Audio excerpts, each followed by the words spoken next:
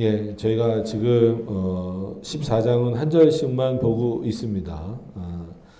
전체로 놓고 보면 그렇게 긴 내용은 아닌데 그 의미들을 좀 하나씩 살펴보다 보니까 저희가 지금 한 절씩 보고 있습니다.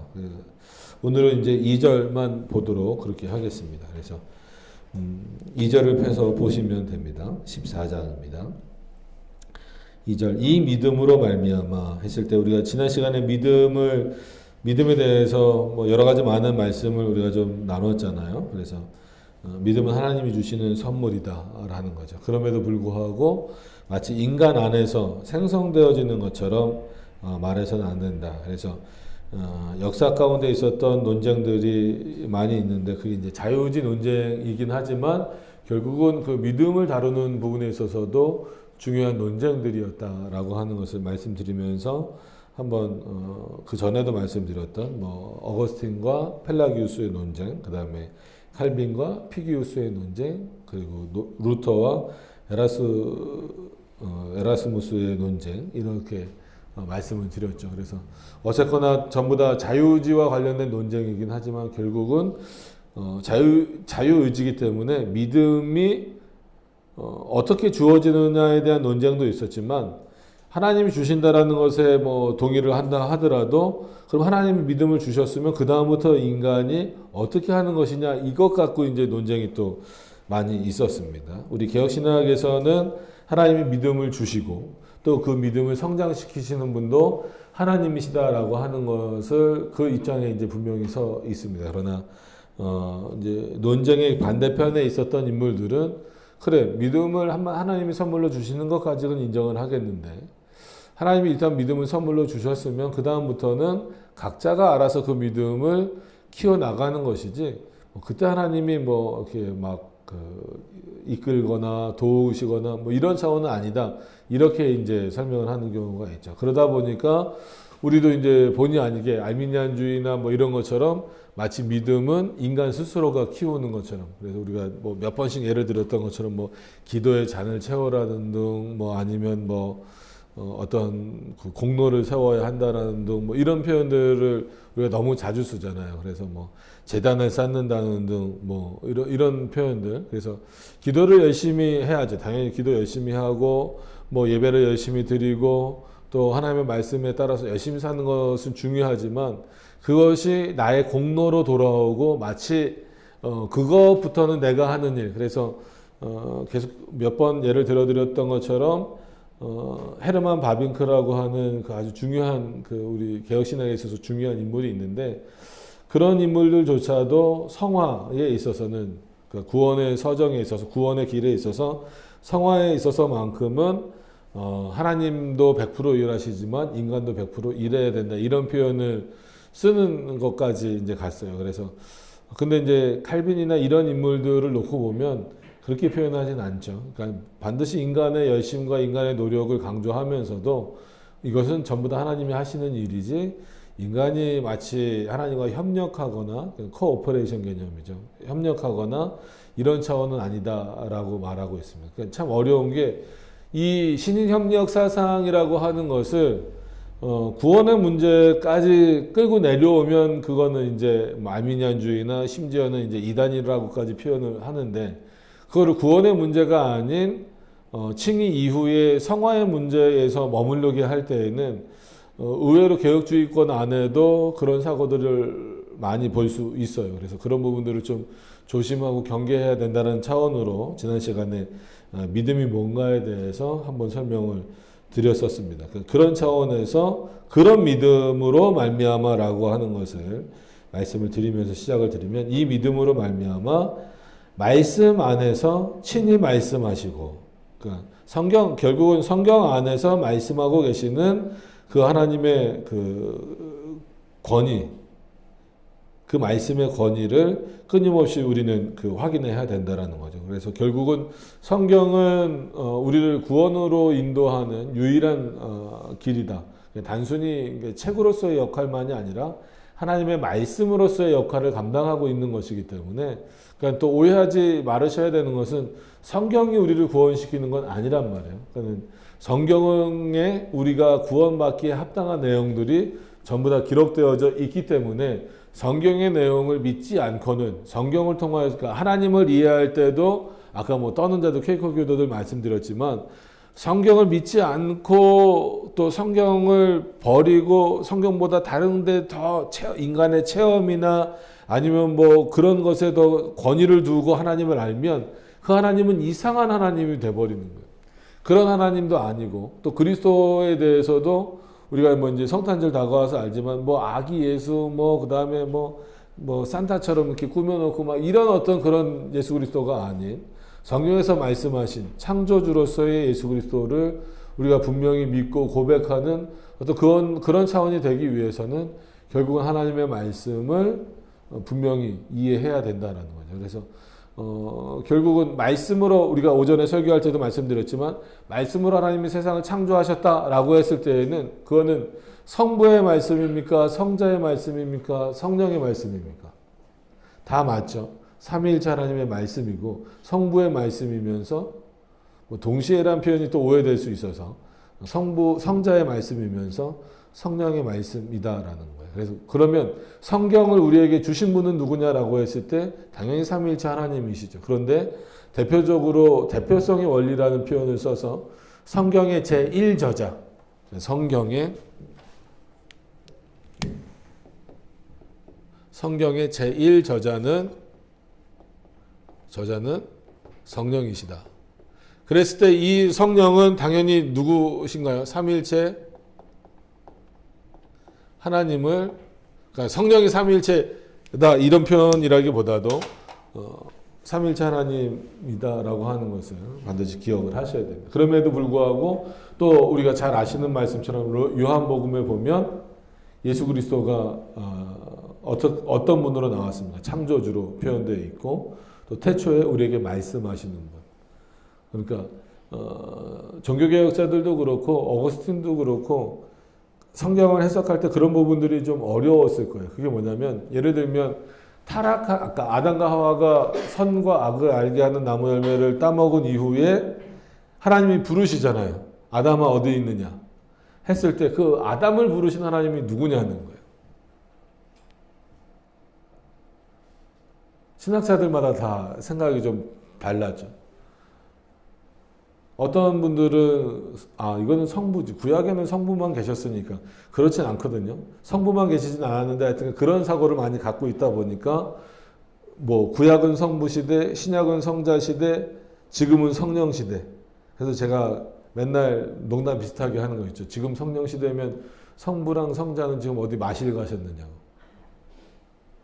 언제나 어느 시대나 변하지 않고 동일하게 역사하시는 분이 삼위일체 하나님이다라고 그렇게 말을 하는데도 심지어 칼빈 기독교 강요를 출판하는데도 어느 출판사인지까지는 말씀을 안 드리겠지만 1권은 보통 그 최종판은 4권으로 나오기도 하고 3권으로 나오기도 하는데 1권은 성부 하나님에 대해서, 2권은 성자 하나님에 대해서, 3권은 교회와 성령 하나님에 대해서 이렇게 아예 표지도 그렇게 정해버려요. 그러니까 좀 안타까운 마음이 들죠. 성부는 구약 시대나 신약 시대나 지금도 계시고 성자도 마찬가지. 예수 그리스도가 육신의 몸을 입고 오신 게 2000년 전이지. 그러니까 사람들이 예수님은 구약이 없었잖아요. 너무 단순한 거예요. 예수님이 육신의 몸을 입고는 구약에 안 계셨죠. 그러나 예수 그리스도는 언제부터 계셨습니까? 영원 전에 계신 거예요. 하나님은 시작과 끝도 없으신 분인데. 그런데 구약에는 예수님이 없다라고 함부로 말을 해요. 그리고 또 한편으로서는 타락한 아담을 부르신 것을 어떻게 또 생각을 하냐면, 육신을 입고 있는 하나님은 누구밖에 없다. 성자밖에, 즉 예수 그리스도밖에 없다. 그러니까 아담을 부르신 하나님은 예수 그리스도이실 것이다. 즉 성자 하나님일 것이다. 이렇게 또 막연하게 또 해석을 하는 경우가 있어요. 또 한편으로는 우리 마음 가운데 역사하는 분, 또 쉐마 이스라엘 하는 분은 성령이시니까 아마 성령이실 거야. 그러니까 이렇게 다 막 나눠져요. 역사 안에서 보면 아담을 부르신 것은 구약 시대니까 성부. 아니야. 인간의 몸을 취하실 수 있는 분은 예수 그리스도시니까 예수님, 뭐 성자 하나님. 우리에게 말씀하시는 분은 성령이시니까 성령님 이렇게만 단편적으로 하는데, 그래서 어거스틴의 삼위일체론이 참 중요하고 우리에게 있어서는 핵심적 신앙으로 가지고 있어야 된다라고 말하는 게 뭐냐면, 어거스틴은 한 위격에 돌리지 말라는 거예요. 성부도 말씀하실 수 있고, 그러니까 아담을 성자도 부르실 수 있고, 성부도 부르실 수 있고, 성령도 부르실 수 있고, 분리되지 않는 삼위일체 하나님이 부르죠. 그래서 표현적으로 볼 때는 누가 부르셨느냐라고 했을 때는 당연히 그냥 하나님, 삼위일체 하나님이 아담을 부르셨다. 이게 조금 더 가장 정확한 표현이다라는 거예요. 근데 칼빈조차도 그 부분에 있어서는, 어거스틴은 나의 모든 것이라고까지 표현하는 칼빈조차도 그 부분에 있어서는 아마 예수 그리스도실 것이다 이렇게 표현을 하기도 합니다. 그러니까 그만큼 이런 문제들이 결코 그렇게 쉬운 부분들이 아니에요. 그래서 이 믿음이라고 했을 때 또 성경 말씀 안에서 말씀하시는 그 하나님에 대해서 이해할 때도 굉장히 쉽지 않은 부분들입니다. 그래서 우리 성도님들이 잘 이해하시지 않으면 어느 순간에 아주 좀 이상한 신학이 되어버릴 수 있어요. 그러니까 쉽게 얘기하면 성령을 어떤 파워 정도로만 이해해서, 마치 부흥회 때는 꼭 성령이 임하기를 원하시잖아요. 그럼 왜 성령만 임하기를 원하시냐니까요. 성부도 좀 한번 불러보시고 성자도 불러보시지. 꼭 기도하거나 교회에서 하면은 못 시켜요. 기도하기 전에 주여 삼창 막 시키고 그러잖아요. 성부 삼창도 한번 해보시지 그러세요. 안 해요 사람들이. 그건 하면 안 될 것 같다는 생각. 이 인간의 그 분화된 사고를 가지고 함부로 하나님을 판단하고 나눠서는 안 된다라고 하는 게 이 믿음에 관련된 부분에 있어서, 말씀하시는 부분에 있어서도 마찬가지. 그럼 우리에게 말씀하신 분은 누구냐라고 했을 때, 성부 하나님도 우리에게 말씀하시는 하나님이에요. 성자 하나님도 우리에게 말씀하시는 하나님이에요. 성령 하나님은 전달만 하시는 분이 아니에요. 그렇게 알고 있는 경우도 있어요. 성령은 성부 하나님의 말씀을, 성자 하나님의 말씀을 우리에게 전달하는 분. 하나님의 말씀을 우리에게 전달하는 존재는 성경에 누가 있었어요? 선지자가 있었죠. 마치 그 정도로 이해하시면 안 됩니다. 성령도 자신이 주체가 돼서 우리에게 말씀하시는 분이에요. 그러니까 그것을 절대 오해하시거나 잊어버리시면 안 됩니다. 자, 그래서 말씀 안에서 친히 말씀하고 계시는 하나님의 권위를 인하여 말씀 안에 계시되어 있는 것을 기독교인은 참된 것으로 믿어야 된다. 그러니까 성경에 있는 것을 참된 것으로 믿으라는 거예요. 그러니까 역사적으로도 그렇고 어떤 현대 어떤 과학이나 이런 것으로도 그렇고, 성경보다 앞설 수 있는 것, 성경 이외의 다른 것들을 가지고 성경의 오류를 찾아내려고 하는 것은 잘못이다라고 하는 거예요. 그러니까 말씀하신 자의 권위는 우리와는 본질적으로 다르죠. 그는 창조주이시고 우리는 피조물이고. 그러니까 창조주는 말씀하는 존재고, 피조물인 우리는 듣는 존재입니다. 듣는 존재. 근데 자꾸 언젠가부터 인간이 하나님 앞에 말을 하려고 하기 시작하니까 그때부터 여러 가지 문제가 생기는 거예요. 인간은 하나님 앞에 말하는 존재가 아니에요. 듣는 존재입니다. 우리가 찬양을 부르는 것도 우리의 음성으로 찬양하는 거지만 결국은 하나님의 말씀을 듣는 거라고 말씀을 드렸어요. 기도도 우리가 간구할 것을 하나님 앞에 드리는 거지만, 하나님이 우리에게 기도할 마음을 주시고 기도하고자 하는 내용들까지 주시니까 우리가 기도하는 거예요. 내가 말했기 때문에 하나님이 응답하신다라는 차원으로 기도를 접근하시면 안 된다라고 말씀을 드렸습니다. 그렇게 돼버리면 하나님은 그냥 기다리고 계셔야 돼요. 저와 여러분들이 말할 때까지. 그런 분이 아니에요. 하나님은 기다리시는 분이 아니라 우리로 하여금 자신을 찾게 하시고, 그래서 우리에게 먼저 다가오시잖아요. 타락 이후에도 하나님이 생명나무를 두르고, 그 화영검으로 두르고 나셔서도 우리랑 멀리 떨어져 계신 것이 아니라 누가 먼저 찾아오셨나요? 하나님이 우리를 늘 찾아오셨어요. 이거는 창조 이래 모든 인류가 똑같은 방식이에요. 모든 택자에게 똑같은 방식이에요. 우리가 먼저 하나님을 찾지 않습니다. 그럴 만한 능력도 없고 그럴 만한 마음도 없어요. 아주 냉정하게 스스로를 살펴보시면, 저도 마찬가지지만 아무리 목사가 됐다라고 해서 하나님을 먼저 찾으려고 하지 않아요. 하나님이 언제나 우리를 찾는 방식입니다. 그러니까 구원에 이르는 신앙을 확인하는 데 있어서도 마찬가지예요. 예수 그리스도가 우리를 먼저 찾아오시는 방식이지, 우리가 예수 그리스도를 먼저 찾는다?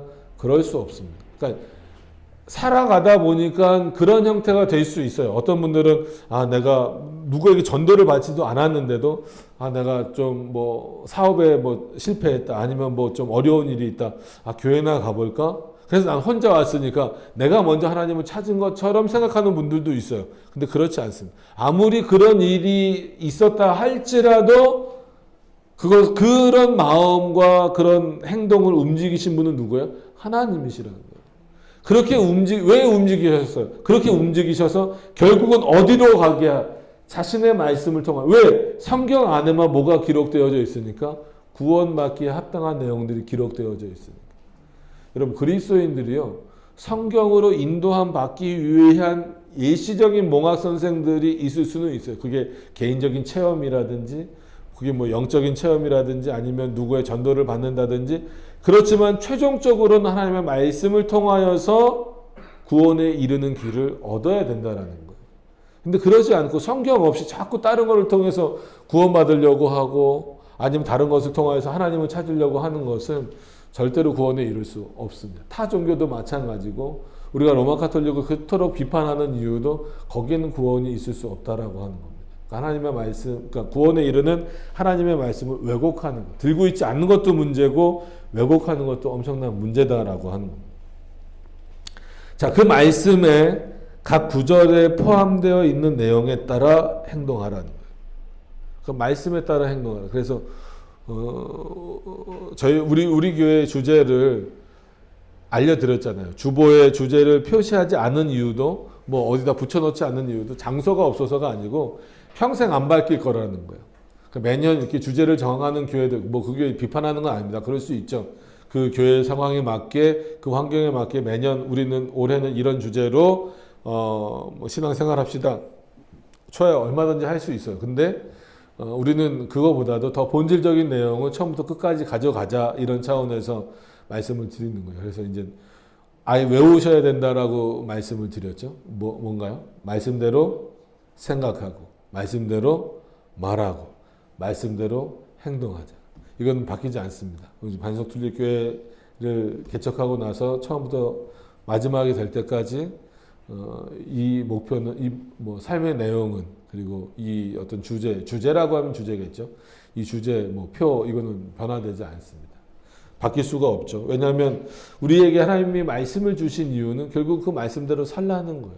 그래서 그냥 한 구절도 쉽게 넘어가지 말라는 거죠. 그래서 저는 성경을 읽을 때도 다독만을 막 권하진 않습니다. 그래서 나는 뭐 올해 50번 읽었어, 100번 읽었어. 좋죠. 50번 읽고 100번 읽으면 얼마나 좋아요, 성경을. 근데 어떨 때는 성경은 어떤 구절에서는 넘어가기가 쉽지 않아요. 그 부분을 이해하고 그 부분이 완전히 확인되기 전까지는 그 부분이 쉽게 넘어가지 않습니다. 그러면 그 부분을 갖고 굉장히 고민하실 때도 있어야 돼요. 목사님한테 물어보기도 해야 되고, 책도 찾아보고, 또 주석들, 이상한 주석들 말고 우리 개혁주의 안에 있는 그런 주석들 찾아보시면서 이게 어떤 뜻인지, 그리고 또 이걸 어떻게 살라는 것인지에 대한 부분들을 확인하셔야 돼요. 그러면 그렇게 성경을 보시면 아마 1년에 한 번 보시기도 또 쉽지 않으실 거예요. 그러니까 뭐 다독을 하시지 말라는 의미도 아니고, 그렇다고 뭐 한 구절 갖고 뭐 막 진짜 신학생들처럼 그렇게 하시라는 얘기도 아니지만, 정말 하나님의 말씀을 귀하게 좀 대하셨으면 좋겠어요.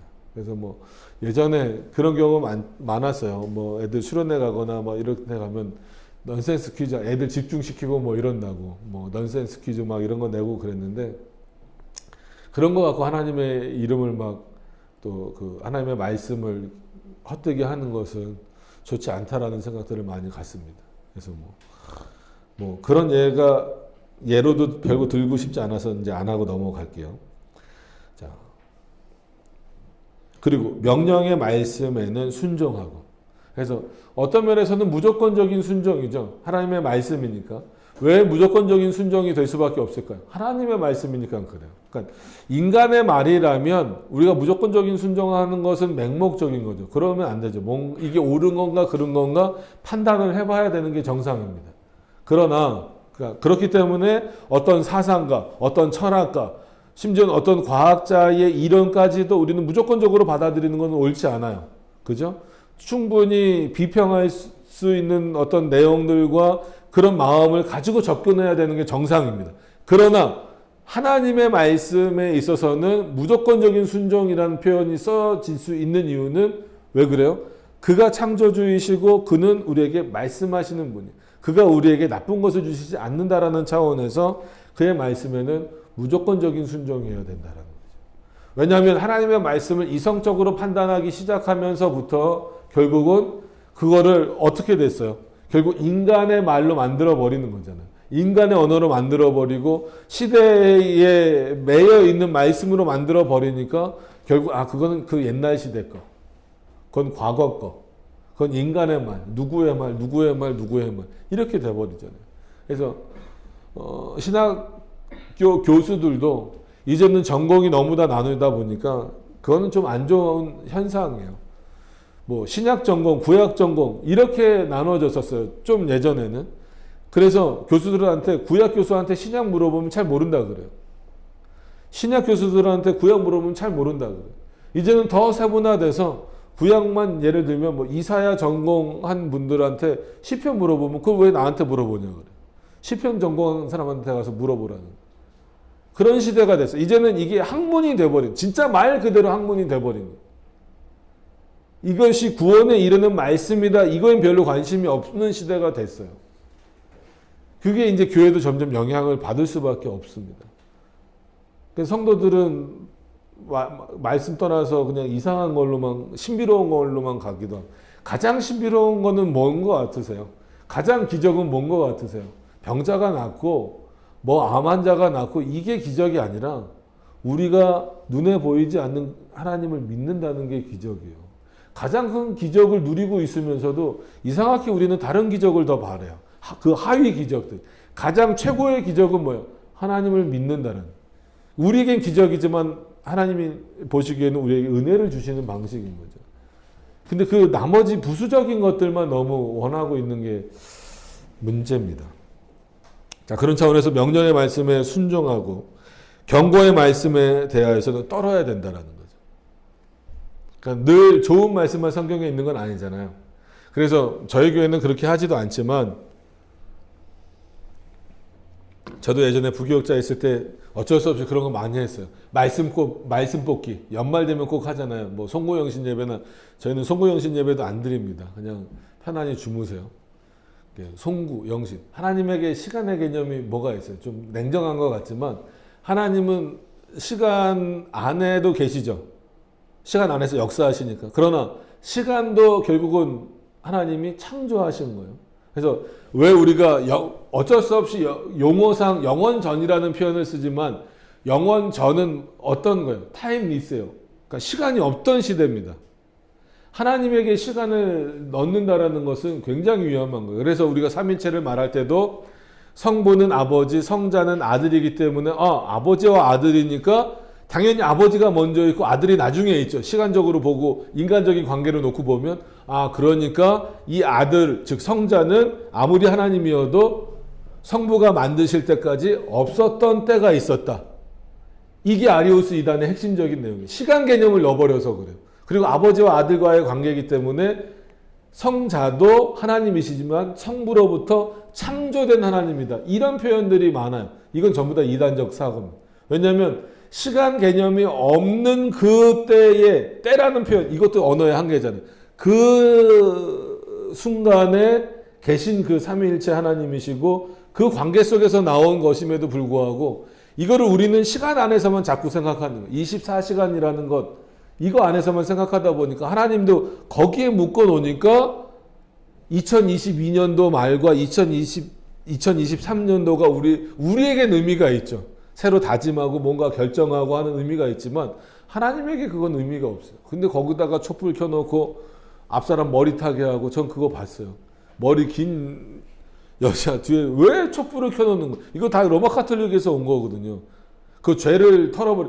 어떻게 촛불이 죄를 털어냅니까? 머리에 불이나 붙이지. 그러니까 촛불 이렇게 켜놓고 있는데 송구영신 예배니까 앞에 분이 졸은 것 같아요. 머리 좀 긴 여자 성도분이. 약간 어떻게 돼? 이렇게 하니까 불이 다 버리잖아요. 그래서 그날 머리가 이렇게 확 타버렸어요, 그분.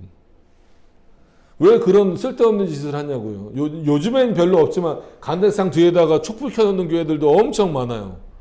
무당입니까? 그거 왜 켜놔요? 그거. 그 마치 그 부활절에 계란 삶는 거랑 똑같죠. 부활절에 계란 삶으면 그게 그리스도의 부활과 무언 의미가 있어요. 최소한 그러면 날달걀을 나눠줘야죠. 가서 품고 부활시키라고. 그래야 겨우 부활의 의미를, 겨우도 아니, 그것도 설명 못하죠. 죽었다 살아나는 건데, 그럼 일단 달걀을 죽였다가 다시 능력이 됩니까? 안 되잖아요. 그러니까 인간의 사고는 이래요. 그래서 어거스틴이 말하는 대로, 칼빈도 말했지만, 인간의 마음은 뭐라? 우상의 공장이다. 성경에 없는 거 막 만들어내야 돼요. 성경 말씀에 순종하라 그랬더니 성경을 보고 자기가 좋아하는 대로 막 만드는 거예요. 이사야 그 말씀 또 드리면 얼마나 인간이 우습냐면, 너희가 나무 하나 이렇게 해오지 않았느냐. 이렇게 나무 해와갖고 반은 딱 잘라서 뭐 만들어요? 막 상을 만들어서, 전 그림을 잘 못 그린다. 상을 만들어서 신이라 전하는 거예요. 나머지 이만큼 남았잖아. 이거 뭐 한다고 너희들? 불쏘시개 하는 거예요. 이 나무나 이 나무나 재질이 같아요, 달라요? 똑같아요. 똑같은데 반은 아니겠죠. 근데 이사야서의 표현은 반이지만 잘라갖고 신을 만들어갖고 신적인 존재라고 그 앞에 막 절하잖아요. 막. 근데 남았네, 만들고 남았네. 이거 뭐 하지? 불쏘시개 쓰지. 이게 인간이에요, 이게 인간. 그래서 이거 원래 여기 십자가 있던 건데 제가 띄워버렸어요. 어떤 분들은 우리 교회 이상한 교회 아니냐 그래요. 왜냐하면 십자가 만들어 놓으면요, 예수님이 십자가 형태 돌아가신 건 사실이죠. 십자가 만들어 놓으면 이 앞으로 와요, 사람들이 자꾸. 기도는 저 뒤에서 하셔도 되고 앞에서 하셔도 되는데, 교회 십자가 큰 거 만들잖아요. 사람들 다 어디 가는 줄 알아요? 그 십자가 밑으로 가요. 왜? 거기 가면 뭔가 효험이 더 있을 것 같아서.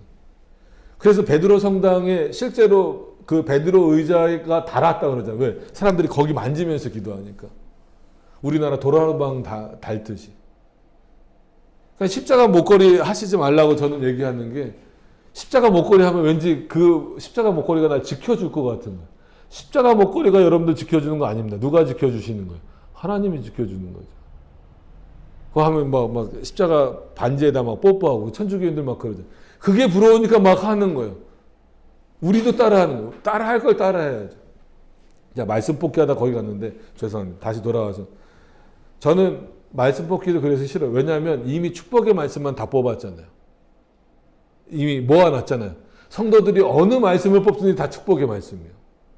근데 여러분 삶이 그렇게 됩니까? 올 초에 만약에 저희 교회는 안 했는데 축복의 말씀을 뽑으셨다면 그 축복 다 받으셨어요? 사람들이 그 희망을 갖고만 살아요. 그 희망 갖고 살게 만드는 거는 이거 교회가 정말 심각한 일을 하는 거예요. 그래서 저는 만약에 하려면 성경 전체를 다 집어넣어라. 그럼 뽑았을 때 뭐가 나올 수도 있을까요? 내가 너를 죽이리라. 그럼 2023년도에 난 하나님으로부터 죽겠구나. 최소한 그래야 경각심이라도 가질 거 아니에요. 그러니까 얼마나 이게 인위적인 거예요. 하나님의 말씀을 전체 다 넣고, 그래 놓고선 표현을 뭐라 그래? 말씀 뽑기라 그러잖아요. 어떤 말씀을 뽑아도 축복의 말씀만 나오게 해놓고선. 그건 하나님의 뜻과는 전혀 상관없죠. 그래 놓고선 사람들이 그래요. 하나님, 나 이 말씀 뽑았는데 왜 이렇게 안 돼요? 나 이 말씀 뽑았는데 왜 내 자녀가 잘 안 돼요? 그거랑 하나님이랑 아무 상관도 없어. 그럼 내가 뽑은 거지. 내가 원한 거지. 복이 아닌 말씀은 안 보려고 하잖아요. 어떤 면에서는 회개가 은혜라고 말씀드렸던 것처럼 성경에서 우리에게 경고하는 내용들을 우리는 더 유심히 살펴야 돼요. 나는 혹시 그러지 않은가? 이 말씀을 대하면서 나는 의롭지 이렇게 생각하는 것이 아니라, 나는 이 경고의 말씀을 과연 잘 듣고 있는가? 그 경고의 말씀대로 살지 않기 위하여서 나는 애쓰고 있는가? 살피질 않아요. 특히나 현대를 사는 그리스도인은 더 그래요. 이것 때문에 바쁘다, 저것 때문에 바쁘다. 성경 공부하자 그러면 안 와요. 어디 놀러 가자 그러면 다 와요. 아이러니하죠. 그러니까 카페 교회 생기는 거예요. 스타벅스가 교회면 얼마나 좋아요. 그죠? 끝나고 이렇게 멋있게 이렇게 스타벅스 커피도 마시고. 그러니까 카페 교회도 생기잖아요.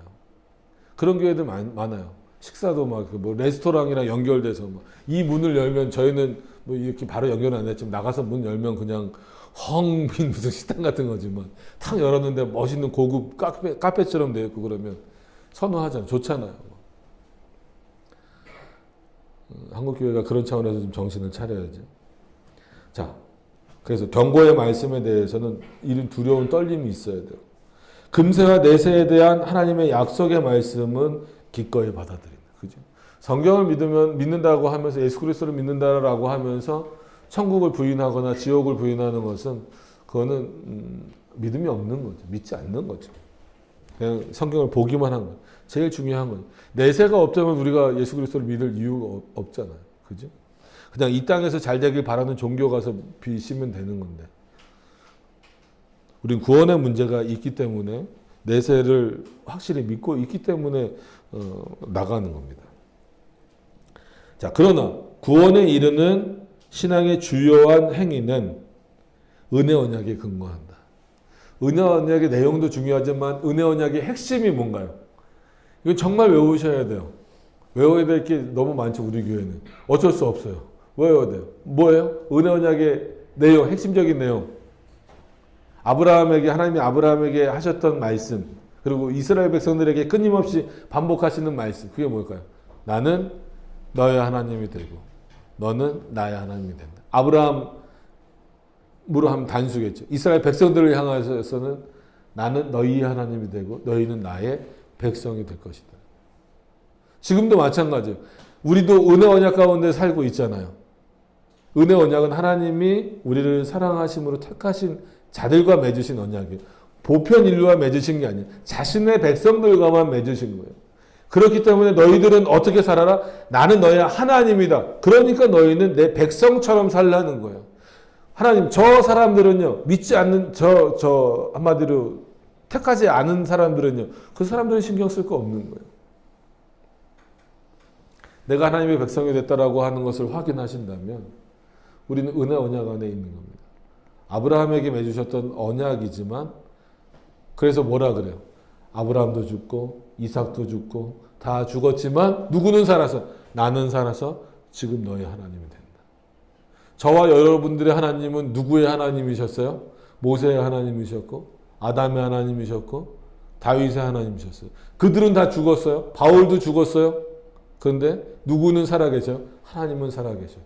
그 하나님께서 그들과 약속하셨던 내용들을 지금도 누구를 통하여? 우리를 통하여 지켜주고 계시는 우리가 지킬 수 없습니다. 우리는 그럴 만한 능력도 없어요. 그렇다고 우리가 못 지킨다라고 해서 은혜 언약이 파기됩니까? 그렇지 않죠. 그 언약을 주신 자가 누굽니까? 하나님이시기 때문에. 절대 쌍무적인 언약도 아니고 인간이 파기할 수 있는 언약도 아닙니다. 그래서 세상이 보기에는 불공정한 언약처럼 보이죠. 그러나 가장 은혜로운 언약입니다. 왜? 우리가 보기에는 불공정해 보여야만 은혜가 될 수 있어요.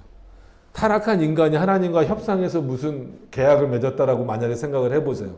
그럼 제대로 된 계약이 될 수 있을까요? 인간이 뭘 요구했을까요? 말도 안 되는 것들 요구했겠죠. 그러나 하나님이 친히 자신의 백성을 찾아오셔서 주신 언약이에요.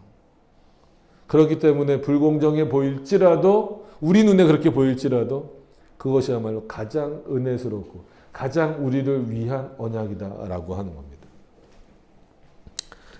자, 칭의와 성화와 영생을 위하여 그리스도만을 받아들이고 이거는 중보자 그리스도를 말하니까 이거를 이제 너무 구속사적으로나 이제 기독론적으로만 이해하시지 않았으면 좋겠어요. 이 표현을. 그래서 구속사가 중요하긴 하지만 구속사만 있는 건 아니란 말이에요. 삼위일체 하나님의 전체 역사를 보시면서 그 중에 구원과 관련돼서 그리스도를 통하여 주어지는 것, 그런 은혜들만을 받아들이는 것이 중요하고 그것만 영접하고 의존하는 것. 그래서 우리 개혁신학은 뭐라고 표현합니까? 계시 의존 신학이다. 그러니까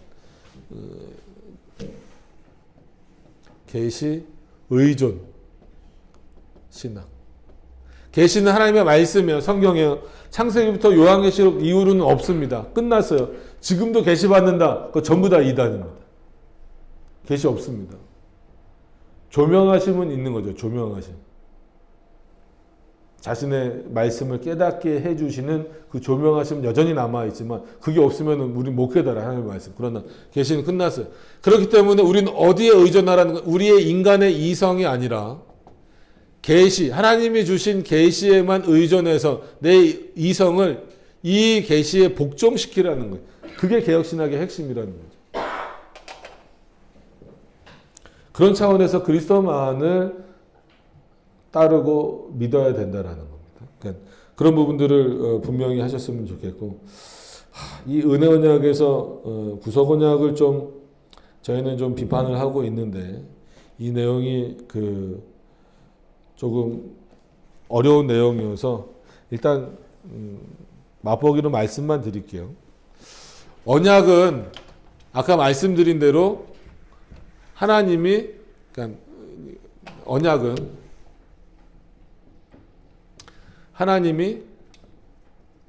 하나님께서 자신의 백성이니까 누굽니까? 택자겠죠. 택자들과 일방적으로 맺으신 거예요. 그래서 그 내용은 뭐라고요? 나는 너의 하나님이 되고, 빨리 하려니까 죄송합니다. 하나님이 되고, 너희는 나의 백성이 되느라. 이게 핵심적인 언약의 내용이라고 말씀을 드렸어요. 근데 솔직한 얘기로 17세기에 그 코키우스라는 인물, 이런 인물들로 인하여서 구속 언약이라는 게 생겼어요. 구속 언약은 뭐냐면 성부와 성자가 구원과 관련돼서 언약을 맺었다는 거예요. 그럼 몇 가지 문제점들을 말씀을 드릴게요. 코키우스로 인하여서 발견된 이런 내용들이 물론 그전에도 있긴 했지만 체계화된 내용들이 게알더스 보스 뭐 이런 인물들을 통하여서 확 우리 안에 들어오게 됐죠. 지금 그래서 이게 개혁신학 안에서 보편적으로 성부와 성자가 언약을 해서 즉 성자를 누구의 대표로 보냐면 택자의 대표로 봐요. 근데 이거부터가 문제가 있습니다. 성자는 우리의 중보자시지 택자의 대표는 아니거든요. 그리고 만약에 이 언약 개념, 동일한 언약 개념으로 정의를 내려버리면 성부는 성자의 뭐가 돼버려요. 이걸 괜히 써드린 게 아니에요. 성부는 성자의 하나님이 돼버려요. 성자는 성부의 뭐가 돼버려요. 백성이 돼버려요. 여러 가지 정의상도 문제가 생기고, 그러면 성부랑 성자가 언약을 맺으셨으면 성령은 삼위위격이 해결이 안 돼요. 왜냐하면 구속과 관련된 건데. 그러니까 결국은 성령은 적용으로 가잖아요.